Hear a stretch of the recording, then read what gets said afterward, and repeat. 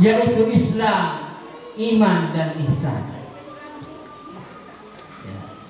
Islam itu memiliki rukun sebanyak 5. Pertamanya itu adalah 2 kalimat syahadat. Nah ini terkait masalah syahadat, perlu juga kita jangan main-main tentang 2 kalimat syahadat. Menurut keterangan Imam Al-Ghazali, di dalam kalimat azan ada 8 kata apabila diucapkan oleh seorang muadzin bisa menjadi kafir.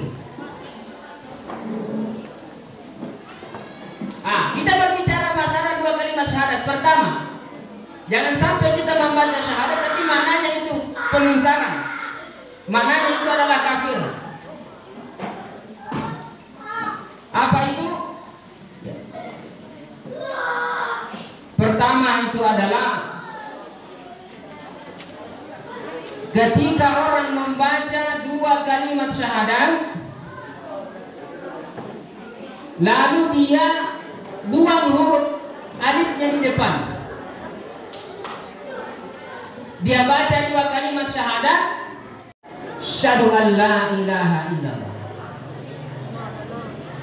Kapan seorang baca 2 kalimat syahadat kemudian dia buang huruf hamzahnya di depan, maka makna 2 kalimat syahadatnya itu adalah syahadat pengingkaran. Kemudian yang kedua, hati-hati di dalam membaca 2 kalimat syahadat. Jangan memanjangkan huruf hanya. Asyhadu. Menurut keterangan dari Imam Al-Ghazali dalam kitab Salwatul Arifin, bahwa ketika seseorang membaca 2 kalimat syahadat dan memanjangkan hanya, itu maknanya adalah al-kufr, kafir, pengingkaran. Kemudian pada syahadat uluhiyah. Syahadat uluhiyah, banyak juga orang baca 2 kalimat syahadat, dia tidak idghamkan nun matinya ke dalam huruf lam. Dia zahirkan huruf nunnya, asyhadu an la. Itu juga maknanya menurut penjelasan Imam Al-Ghazali itu maknanya kufrun. Nah, jadi perlu bagaimana mengajarkan anak-anak kita supaya anak-anak kita itu tidak buta dalam hal baca tulis Al-Quran. Ini penting. Khususnya bagi kita, bagaimana bagaimana kita mau diakhiri kehidupan kita dengan mengucapkan la ilaha illallah Muhammadur Rasulullah, sedangkan membaca 2 kalimat syahadat saja belum beres. Ini adalah cambuk bagi kita untuk senantiasa untuk belajar.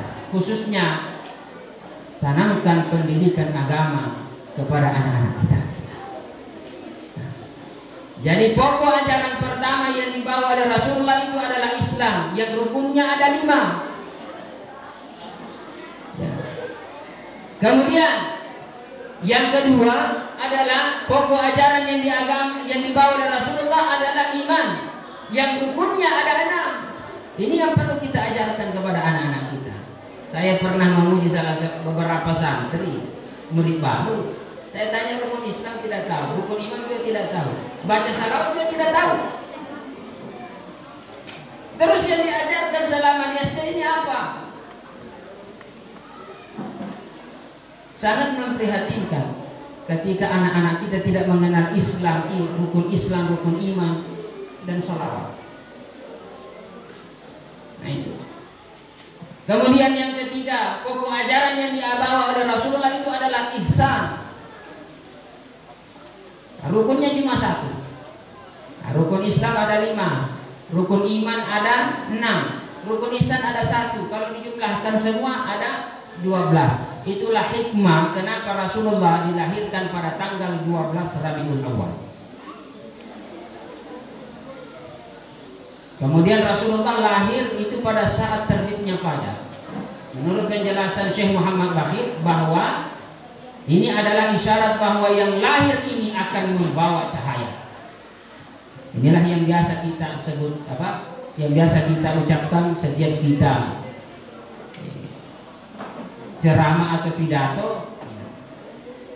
Nabi yang membawa umatnya dari alam gelap gulita menuju alam terang benderang, atau yang kita kenal dengan istilah minadh dhulumati ila nur. Jadi seperti itu, bahwa sosok yang lain ini akan membawa cahaya yang akan menerangi kehidupan kita sampai kita menghadap kepada Allah Subhanahu wa ta'ala. Jamaah Maulid Rasul yang sholat dirahmati dan dimuliakan oleh Allah Subhanahu wa ta'ala. Oleh karena itu, ya, agar supaya peringatan Maulid kita ini mendapatkan keberkahan, kita juga ya terkena percikan keberkahan daripada peringatan Maulid Nabi Sallallahu Alaihi Wasallam. Yang pertama yang perlu kita tanamkan dalam diri kita masing-masing adalah bagaimana menjadikan Rasulullah sebagai tauladan di dalam kehidupan kita di dunia ini. Laqad kana lakum fi Rasulillahi uswatun hasanah. Ya. Sungguh pada sosok Nabi Sallallahu Alaihi Wasallam itu adalah contoh tauladan bagi kita. Tapi yang hanya bisa menjadikan Nabi Sallallahu Alaihi Wasallam sebagai tauladan baginya dalam kehidupan itu cuma 3. Pertama adalah liman kana yarjullaha, yang bisa menjadikan Rasulullah sebagai tauladan dalam kehidupannya di dunia ini adalah yarjullah, orang yang senantiasa menjadikan tujuan hidupnya hanya semata-mata karena Allah Subhanahu wa ta'ala. Itu. Nah, jadi kembali kepada niat kita. Usahakan di setiap aktivitas kita itu berujung kepada lillahi ta'ala. Kenapa seperti itu? Kita ini nahnu minallah, kita berasal dari Allah Subhanahu wa ta'ala. Na'ishu fid dunya billah, kita hidup di dunia ini tidak terlepas dari pertolongan Allah Subhanahu wa ta'ala. Dalam menjalani kehidupan di dunia ini kita tidak bisa keluar dari fillah, ketentuan-ketentuan yang telah ditetapkan oleh Allah Subhanahu wa ta'ala. Dan segala aktivitas yang kita lakukan kita tujukan semata-mata lillah, karena Allah semata-mata. Karena kita akan ilallah, kembali kepada Allah Subhanahu wa ta'ala. Inilah prinsip kehidupan yang mesti kita pegang. Prinsip minallah, kita hidup dihidupkan oleh Allah Subhanahu wa ta'ala, wa nahnu fillah, dan dalam menjalankan kehidupan ini kita tidak boleh keluar dari ketetapan-ketetapan yang sudah Allah tetapkan pada diri kita dalam menjalani kehidupan di dunia ini. Wa nahnu billah, kita ini berada dalam pertolongan Allah Subhanahu wa ta'ala. Kehadiran kita ini karena bismillah. Kita tidak bisa hadir di tempat ini tanpa rahmat dan pertolongan Allah Subhanahu wa ta'ala. Kemudian apa yang kita laksanakan pada hari ini lillahi, kita niatkan untuk semata-mata karena Allah Subhanahu wa ta'ala, karena ujung-ujungnya nanti kita akan kembali kepada Allah, yaitu Allah. Inna lillahi wa inna ilaihi raji'un. Kemudian yang kedua adalah menjadilah kita sebagai contoh tauladan bagi anak-anak dan para murid kita. Bagaimana Rasulullah Sallallahu Alaihi Wasallam didahirkan di muka bumi ini sebagai contoh tauladan bagi kita sebagai umat Nabi Muhammad Sallallahu Alaihi Wasallam untuk mencapai kebahagiaan yang hakiki di dunia dan di akhirat kelak nanti. Salah satu yang perlu kita tanamkan pada diri kita adalah bagaimana menanamkan sifat ihsan. Salah satu contoh sifat ihsan yang dicontohkan oleh Rasulullah Sallallahu Alaihi Wasallam, bagaimana sikap beliau kepada orang Yahudi. Dijelaskan dalam riwayat ada seorang Yahudi yang selalu duduk di pinggir pasar. Sesekali setiap Rasulullah pergi ke pasar, beliau selalu membeli makanan kemudian dia suapkan kepada orang Yahudi yang buta itu. Orang Yahudi ini, orang buta yang statusnya dalam keadaan buta, itu pernah dibisiki oleh teman-temannya. Hati-hati engkau dengan Muhammad. Muhammad itu adalah sangat berbahaya. Dia adalah seorang penyihir. Tapi dia tidak tahu bahwa yang selalu menyuapinya itu adalah Rasulullah Sallallahu Alaihi Wasallam. Hingga suatu saat ketika Rasulullah Sallallahu Alaihi Wasallam meninggal, maka yang menggantikan itu bukan lagi Rasulullah, tapi sahabatnya. Ketika disuapi, orang ini merasa aneh. Kok beda suapannya dari sebelum-sebelumnya. Ternyata Rasulullah ketika menyuapi sebuah makanan kepada orang buta, orang Yahudi ini yang buta ini, dia terlebih dahulu melunakkan makanan itu lalu dia suapkan kepada orang Yahudi tersebut. Sedangkan sahabat Nabi yang menggantikan Rasulullah ini, ya, dia langsung, beliau adalah Umar bin Khattab. Kita tahu sosok karakter Umar bagaimana, beliau adalah sosok karakter yang keras. Ambil nasi kemudian dia suapkan, belum habis tikunya disuapkan lagi. Sehingga pada saat itu orang Yahudi itu memegang tangannya. Bukan ini yang selalu menyuapkan saya.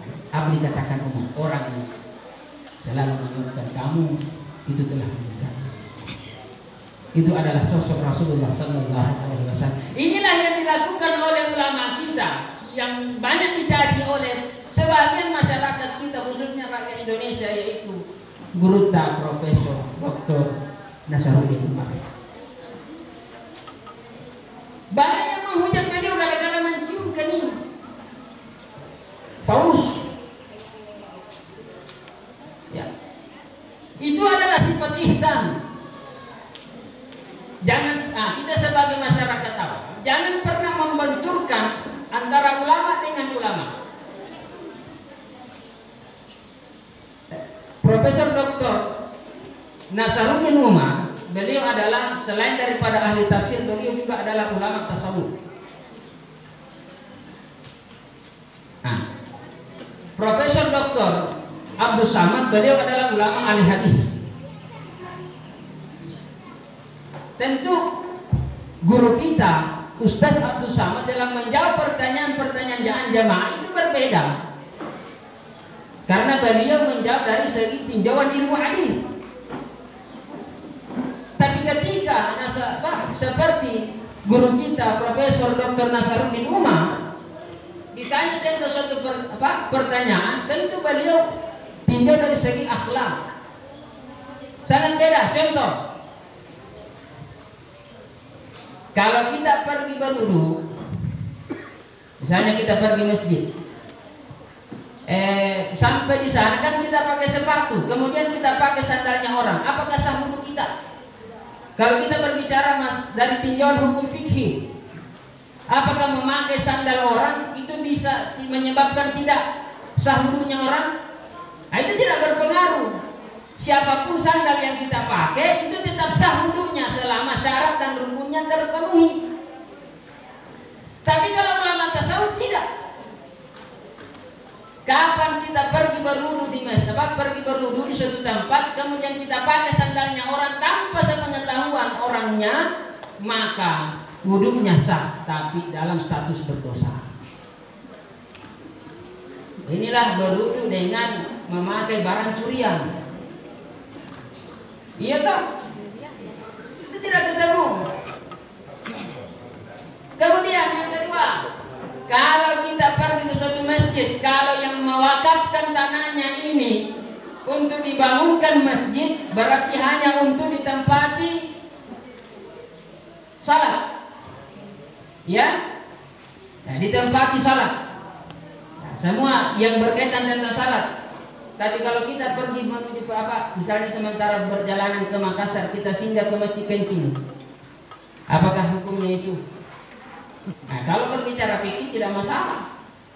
Tapi kalau kita berbicara akhlak, nah itu berdosa. Karena yang niatnya yang mewakafkan ini masjid hanya bisa dipakai untuk kepentingan salat. Beda kan? Tentu beda. Nah ini, di samping ada pernyataannya beliau bahwa bukan sebenarnya semua agama sama. Sebelumnya itu coba kita saksikan itu. Coba simak kembali videonya Prof. Nasaruddin Umar secara sempurna. Ya, dalam konsep humanity, konsep kemanusiaan, apapun agamanya, manusia itu sama.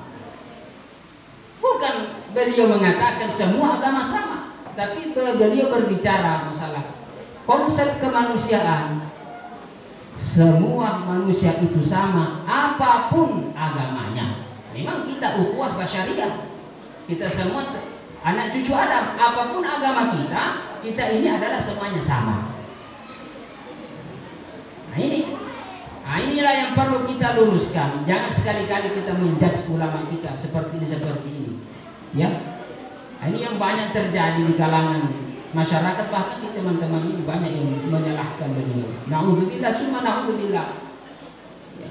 Jangan berani-berani kita menyalahkan guru-guru kita. Kita tidak bisa hadir di tempat ini, kita tidak bisa seperti ini kalau kita tidak berdiri di pundak para ulama-ulama kita.